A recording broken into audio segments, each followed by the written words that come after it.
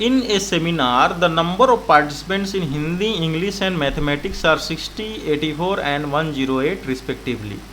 Find the minimum number of rooms required if in each room the same number of participants are to be seated and all of them being in the same subject.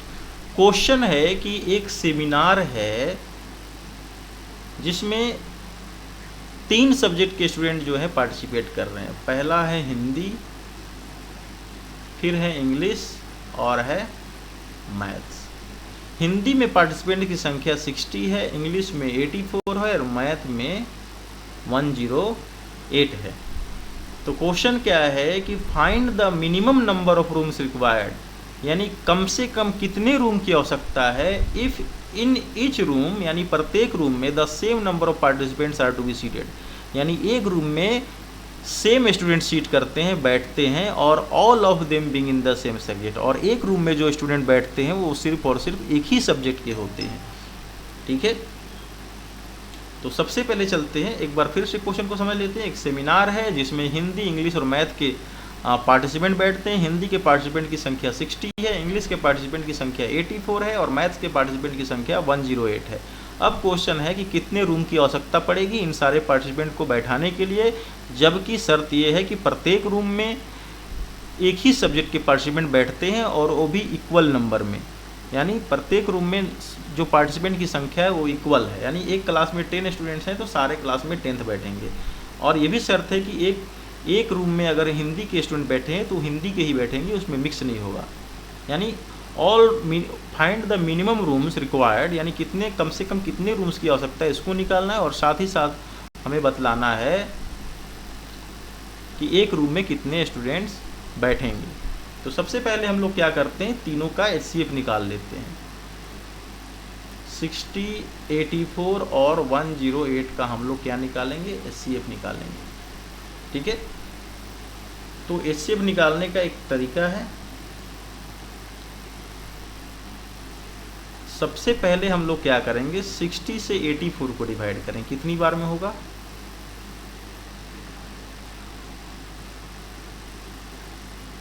कितना आया, 2। फिर divide करेंगे, 24 2 जा 48, कितना आया 12। और divide करेंगे तो कितना आएगा, 12 2 जा 20। अब 60 और 84 का जो HCF है, 60 और 84 का जो HCF है वो है हमारा 12। अब 12 से डिवाइड करेंगे 108 को, 12 9 जा 108, कट गया। यानी हमारा जो लास्ट डिवाइजर है वो क्या है, 12 है। ठीक है, तो 60, 84 और 108 का HCF कितना हो गया, HCF हो गया 12। ठीक है,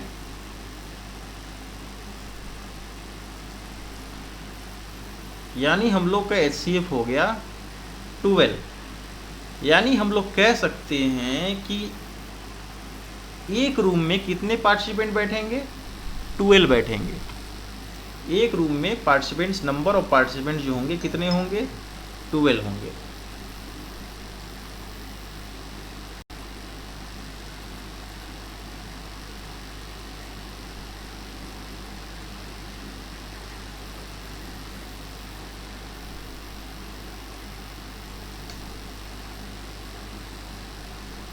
तो number of participants in one room is equal to 12।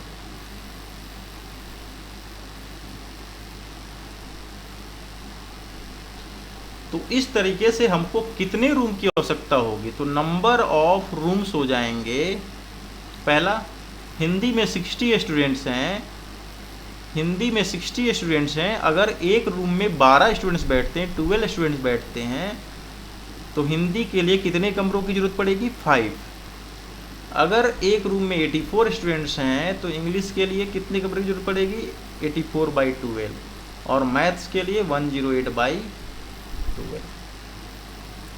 तो नंबर ऑफ रूम्स हो जाएंगे 12 5 या 60, यानी हिंदी के लिए 5, 12 7 या 84, इंग्लिश के लिए 7 और 12 9 या 108, यानी मैथ के लिए 9। तो टोटल नंबर ऑफ रूम्स हो गए 7 5 12 एंड 9 21। ये हो गया हम लोग का आंसर।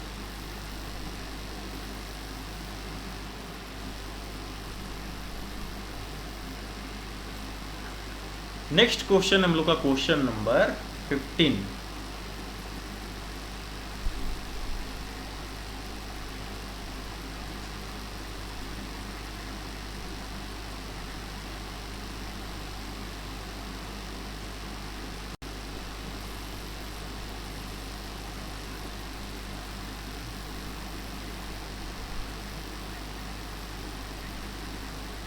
क्वेश्चन नंबर 15 है,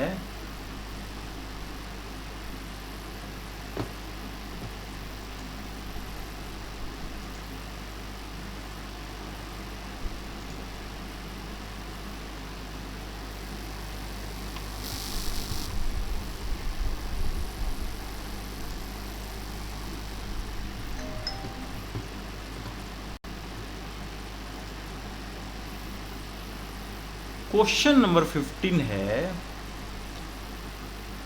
3 sets of English, mathematics and science books containing 336, 224 and 96 books respectively had to be stacked in such a way that all the books are stored subject wise and the height of each stack is the same. How many stacks will be there? Question number 15 है कि हमारे पास 3 subject की books हैं, English, maths और science. English में total 336 books हैं, math में 240 और साइंस में 96। क्वेश्चन ये कह रहा है कि the 3 sets of English, mathematics and science book containing 336, 240 and 96 books respectively had to be stack in such a way that all the books are store subject wise. यानी जितने भी बुक्स हैं उनको हम लोग को सब्जेक्ट वाइज स्टोर करना है, यानी एक रेक में एक ही सब्जेक्ट के बुक आएंगे, ठीक है। यानी अगर इंग्लिश का बुक है तो हम लोग को एक ही रेक में रखना है, यानी ऐसा नहीं कि इंग्लिश के साथ मैथ और साइंस को मिक्स करके रखना है। यानी all books are stored subject wise, जितने भी बुक्स हैं उनको हम लोग को सब्जेक्ट वाइज स्टोर करना है। And the height of each stack is the same, और जो स्टैक का हाइट होगा वो भी सेम होगा। यानी अगर एक रेक में अगर 15 बुक्स हैं तो सारे रेक में 15 बुक्स रखे जाएंगे, और सारे जो रेक होंगे उनमें एक रेक में सिर्फ एक ही सब्जेक्ट के बुक रखे जाएंगे। तो how many stacks will be there, तो कितने स्टैक्स होंगे। तो सबसे पहले हम लोग क्या करते हैं, एक रेक में रखे जाने वाले बुक्स की संख्या निकालते हैं। Number of books have to be stored in the one rack, यानी एक रेक में कितने किताब रखे जा सकते हैं, ठीक है, उसको निकालेंगे। तो सबसे पहले हम लोग क्या निकालेंगे, HCF निकालेंगे।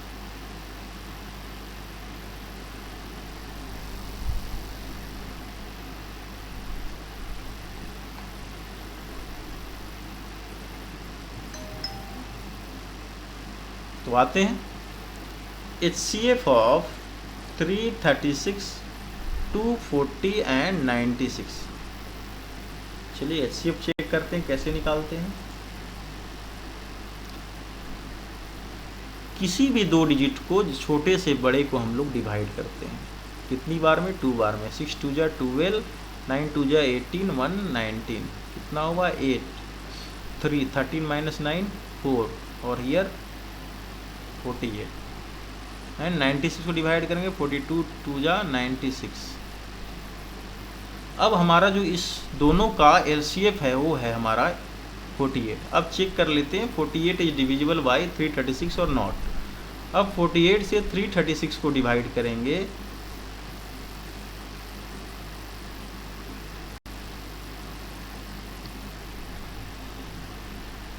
कितनी बार में जाएगा,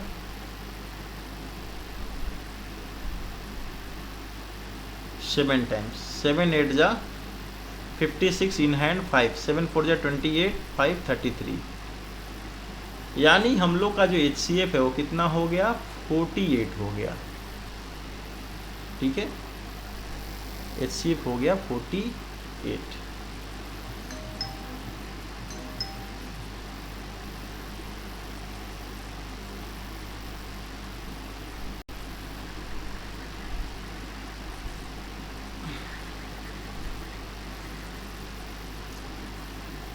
तो हमें मिला HCF कितना, 48। यानी हम कह सकते हैं कि वन सेल्फ में यानी वन रेक में ईच स्टैक में कितने बुक्स आ सकते हैं। तो each stack height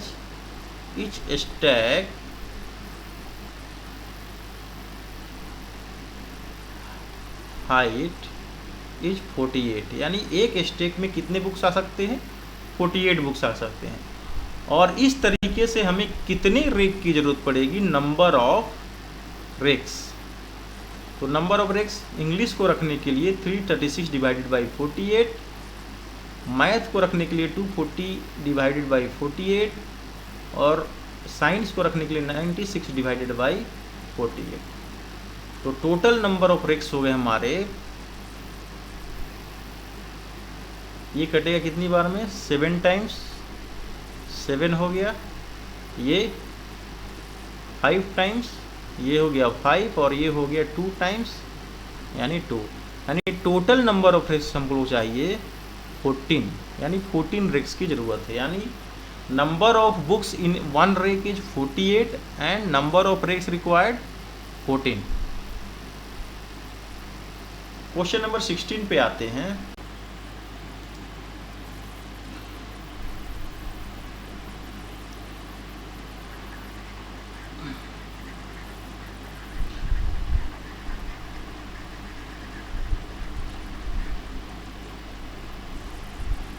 question number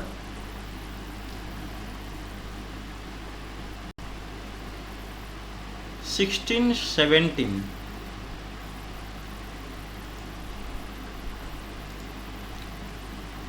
और 18 बिल्कुल एक जैसे हैं।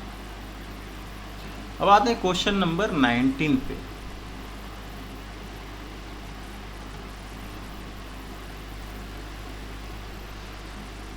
क्वेश्चन नंबर 19 क्या कहता है कि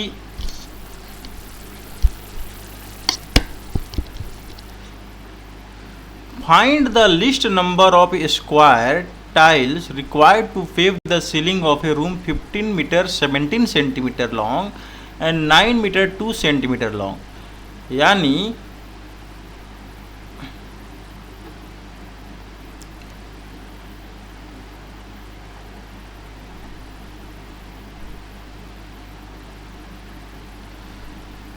find the list number of squares tiles required to pave the ceiling of a room 15 meter 17 centimeter long and 9 meter 2 centimeter broad। हम लोग जानते हैं रूम कैसा होता है। तो सपोज कीजिए कि ये जो है एक रूम है,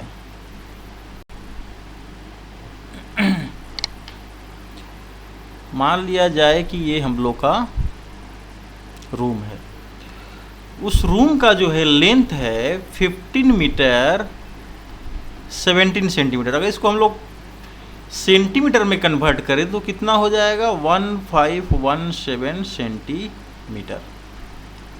और इसका जो ब्रेथ है वो है हमारा, ये लेंथ है और इसका जो ब्रेथ है वो है 9 मीटर 2 सेंटीमीटर। यानी ब्रेथ हो गया 902 सेंटीमीटर। अब कह रहा है find the least number of square tile required to pave the ceiling of a room इतना एंड इतना ब्रॉड। यानी इस रूम का जो फर्श है उस को हम लोग को टाइल्स लगानी है। यानी इस रूम में हम लोग को क्या लगानी है, टाइल्स लगानी है। वो भी टाइल्स किस शेप की, स्क्वायर शेप की टाइल्स लगानी है। यानी एक टाइल्स जो है वो किस शेप का है, तो स्क्वायर शेप का है। ठीक है, तो क्वेश्चन है कि हमें एक सिंगल टाइल्स का एरिया निकालना है कि उस सिंगल टाइल्स का एरिया क्या होगा और साथ ही साथ कितने टाइल्स, नंबर ऑफ टाइल्स कितने लगेंगे इस पूरे रूम के फर्श पे। तो सबसे पहले हम लोग क्या करेंगे कि सबसे पहले हम लोग टाइल्स का क्या निकालेंगे, टाइल्स का साइज निकालेंगे। ठीक है, तो चलते हैं।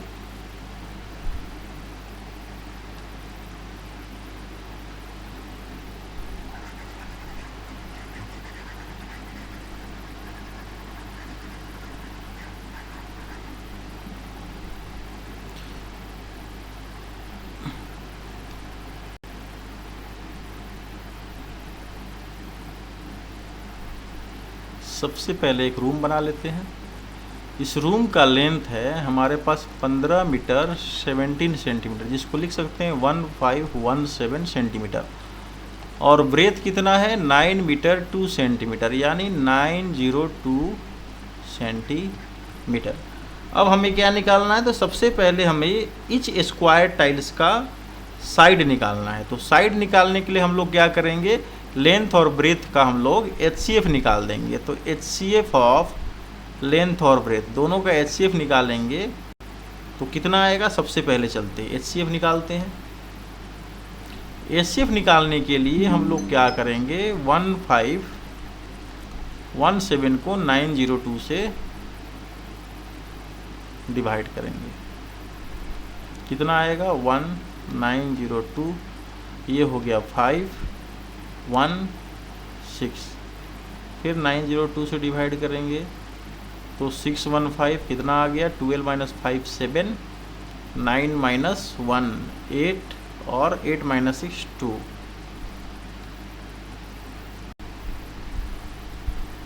कितनी बार में कटेगा, 2 2 7 जा 14, इन हैंड 1, 8 2 जा 16, 1 17, इन हैंड 1, 2 2 जा 4, 1 5, कितना आया 1 4 41। फिर 287 कितनी बार में, 7 बार में, यानी 287, यानी लास्ट डिवाइजर हम लोग कितना है, HCF 41, यानी HCF कितना हो गया 41। यानी टाइल्स का लेंथ कितना हो गया, टाइल्स का लेंथ हो गया, साइड हो गया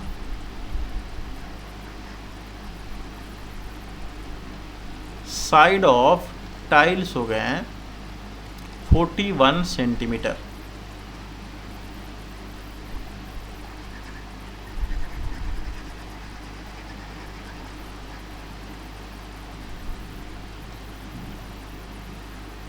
फिर से एक बार चलते हैं। एक रूम का फर्श है जिसका लेंथ 1517 सेंटीमीटर है और ब्रेथ है 902 सेंटीमीटर। हमें क्या करना है कि इस फर्श पे एक स्क्वायर शेप का टाइल लगाना है। ठीक है, स्क्वायर शेप का टाइल लगाना है तो नंबर ऑफ टाइल्स कितने लगेंगे, यानी इस पूरे फर्श को कवर करने के लिए, टाइल्स लगाने के लिए हमें कितने टाइल्स की ज़रूरत पड़ेगी। तो सबसे पहले हम लोग क्या करते हैं, लेंथ और ब्रेथ दोनों का HCF निकालते हैं। HCF जो 41 आता है, और ये 41 क्या है, तो साइड ऑफ द टाइल्स, यानी टाइल्स किस शेप का है, तो टाइल्स है हमारा स्क्वायर शेप का, और उस स्क्वायर का साइड है 41 सेंटीमीटर।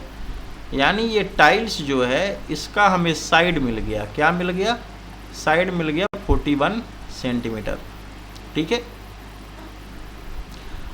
अब इस स्क्वायर शेप टाइल्स का एरिया कितना हो जाएगा, तो एरिया होता है साइड स्क्वायर, यानी हमारा एरिया हो गया 41 into 41 centimetre square.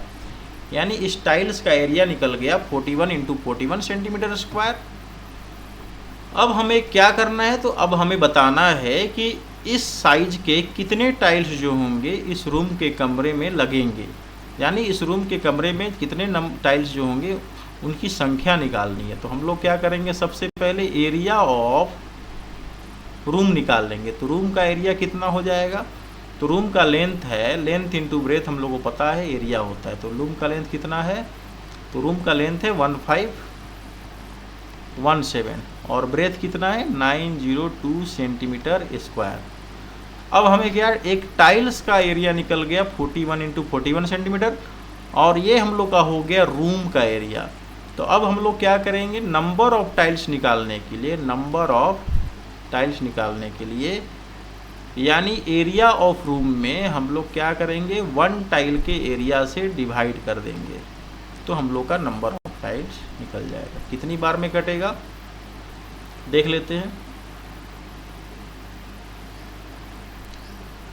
90t divided by 41, 41 2 जा 82, 41 2 जा 82, यानी 41 से 902 कट गया 22 टाइम्स में, और 1517 कितनी बार में कटेगा, 4 1 जा 4, 4 4 जा 16, 4 3 जा 4, 3 1 जा 3, 3 4 जा 12, ये हो गया हम लोग का 7, और ये हो गया 8, और ये हो गया 4 - 2 2 7, यानी 37। तो नंबर ऑफ टाइल्स कितने हो गए, 37 × 22, 74 74 4, यानी हमें कितने टाइल्स की जरूरत पड़ेगी, 814 टाइल्स की जरूरत पड़ेगी।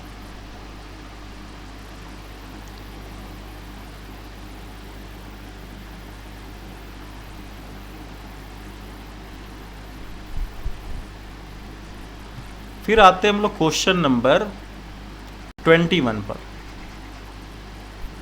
20 is same as 19।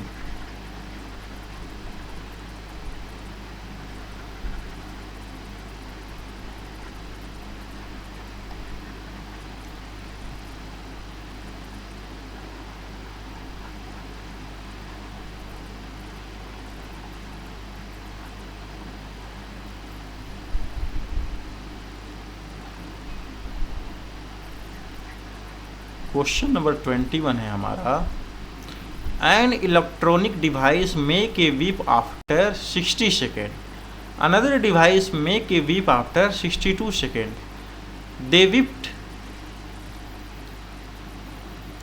they beep together at 10 AM, at what time will they beep together at the earliest?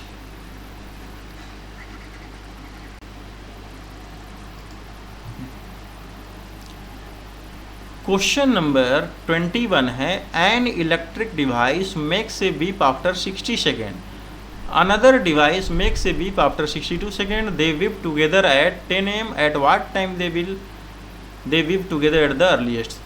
दो इलेक्ट्रॉनिक डिवाइस हैं जो कि अपना सिग्नल जो है, पहला वाला डिवाइस जो है 60 सेकेंड के बाद अपना सिग्नल रिपीट करता है, और दूसरा डिवाइस जो है 62 सेकेंड के बाद अपना सिग्नल रिपीट करता है। दोनों डिवाइस जो है मॉर्निंग में 10 AM में एक साथ सिग्नल देते हैं, तो उनका नेक्स्ट सिग्नल जो है कितनी देर के बाद आएगा।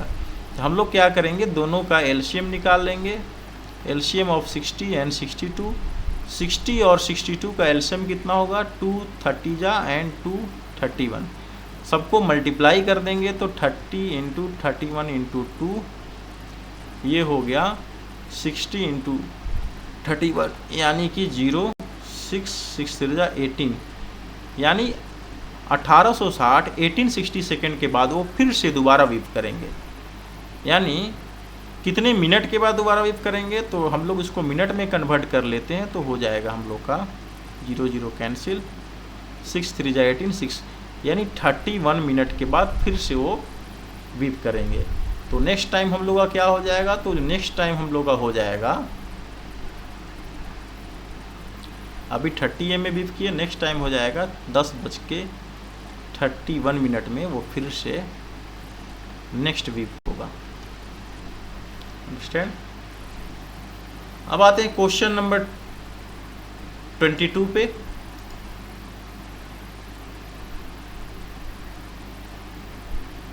ट्वेंटी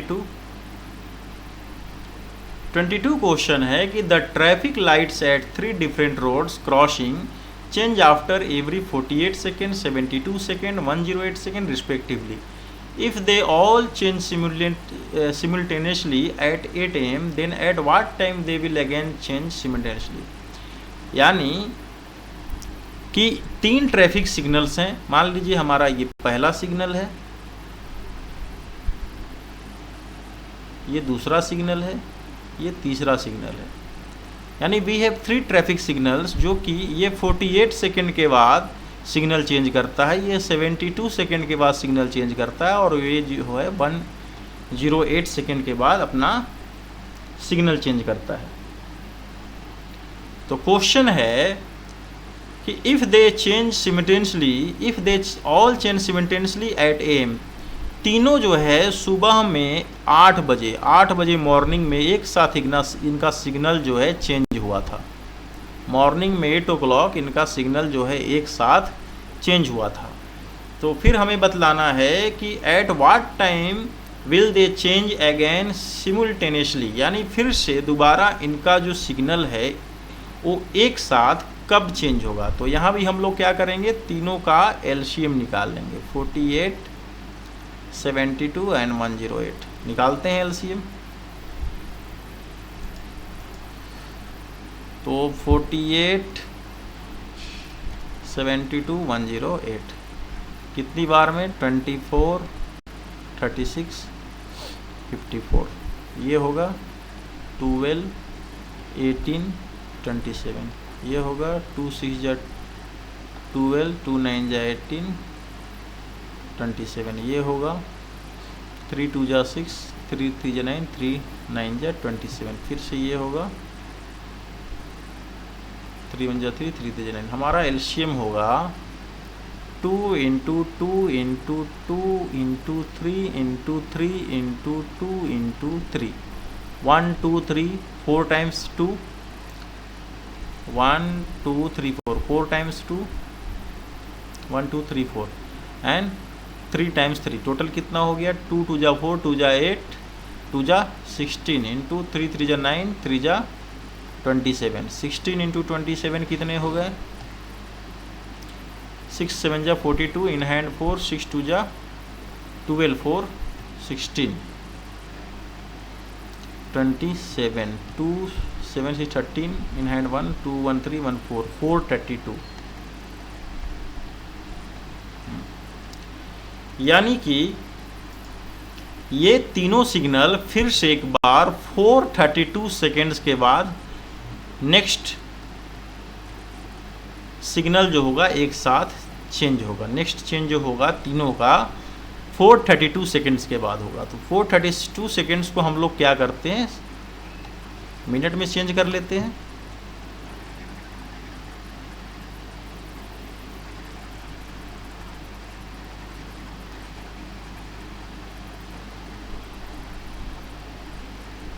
तो यहाँ जो है 432 सेकंड में कितने, 432 सेकंड में कितने मिनट होंगे, तो डिवाइड करेंगे 432 को 60 से, 6 7 जा 42, ये हो गया 2 1, यानी 7 मिनट एंड 12 सेकेंड। यानी मॉर्निंग में कितने बजे बीप किया, सिग्नल दिया, सेम 8 AM। नेक्स्ट हो जाएगा 8 आवर 7 मिनट एंड 12 सेकेंड पे नेक्स्ट सिग्नल जो होगा हम लोग का एक साथ होगा।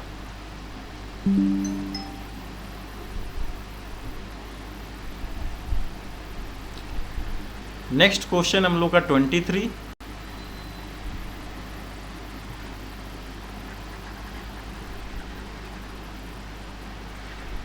क्वेश्चन है 6 bells common tolling together and toll at intervals of 2 4 6 8 10 12 minutes respectively in 30 hours, how many times do they toll together।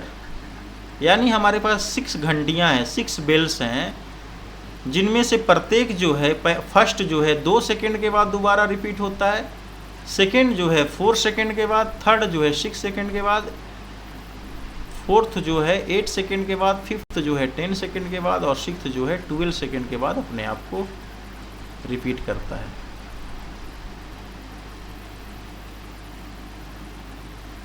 Question 6 bells common tolling together at toll at intervals of 2 4 6 8 10 12 minutes respectively in 30 minutes, how many times do they toll together। यानी हमारे पास क्या है, bell हैं। कितने bell हैं, 1 2 3 4 5 6 bells हैं। ये जो है एवरी 2 सेकेंड में, एवरी 2 मिनट में अपने आप को रिपीट करता है। ये एवरी 4 मिनट में, ये एवरी 6 मिनट में रिपीट करता है, ये एवरी 8 मिनट में रिपीट करता है, ये एवरी 10 मिनट में रिपीट करता है और ये एवरी 12 मिनट में रिपीट करता है। यानी फर्स्ट बेल 2 मिनट के बाद, second, fourth, third, sixth, fourth, 8, fifth, 10 और सिक्स्थ 12 मिनट्स के बाद ये अपने आप को बेल रिपीट करते हैं। तो क्वेश्चन है इन 30 आवर्स यानी 3 घंटे में how many times do they toll together, 30 minute में भी एक साथ कितनी बार क्या करेंगे, रिंग करेंगे। तो हम लोग क्या करेंगे, इन सब का एलसीएम निकाल लेते हैं।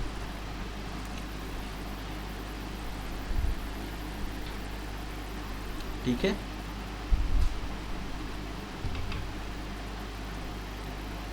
आठ, 10, 12 इसका एलसीएम निकाल लेते हैं। एलसीएम कितना हो गया, 2 1 जा 2, 2 2 जा 4, 2 3 जा 6, 2 4 जा 8, 2 5 जा 10, 2 6 जा 12। अब कितना होगा, 2 1 जा 1, 3, 2 2 जा 4, 5, 2 3 जा 6। अब कितना हुआ, 3 1 1 1 2 5 1। तो हम लोग का एलसीएम कितना हो गया, तो एलसीएम हो गया 2 × 2 × 3 × 2 × 5 यानी 2 2 जा 4, 3 जा 12, 2 जा 24, 5 जा 120 minutes. 120 minutes equal to 2 hour. यानी ये जो बेल है प्रत्येक 2 घंटे के बाद अपने आप को एक साथ बजते हैं। यानी ये सारे बेल जो हैं प्रत्येक 2 घंटे में यानी 2 आवर्स के इंटरवल में एक साथ रिंग करते हैं। तो टोटल हमारे पास कितने आवर हैं, तो क्वेश्चन है कि 30 आवर्स में वो कितनी बार रिपीट करेगा। इन 30 आवर्स अगर ये एवरी 2 घंटे में एक साथ रिपीट होते हैं तो पूरे 30 आवर्स में वे कितनी बार रिंग करेंगे।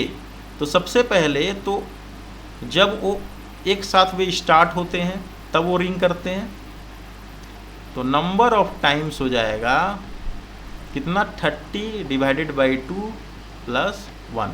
यानी फर्स्ट टाइम तो सारे के सारे बेल एक साथ रिपीट होते हैं। उसके बाद इसके लिए हम लोगों ने एक ऐड कर दिया, यानी 30/2 15, यानी टोटल कितना हो गया 15 + 1 यानी 16 टाइम्स जो है वे अपने आप को रिपीट करते हैं। हम लोग का लास्ट क्वेश्चन है find the missing number in the following factorization. यानी इसमें हम लोग को मिसिंग नंबर निकालना है। तो 11 5 जा 55, 55 3 जा 165, 165 2 जा 330 और 332 जा 660, यानी हम लोग का आंसर हो गया 660। तो एक्सरसाइज 1B जो कि RS अग्रवाल से हम लोग लेकर चल रहे थे, तो RS अग्रवाल का एक्सरसाइज 1B आज हम यहाँ समाप्त होता है।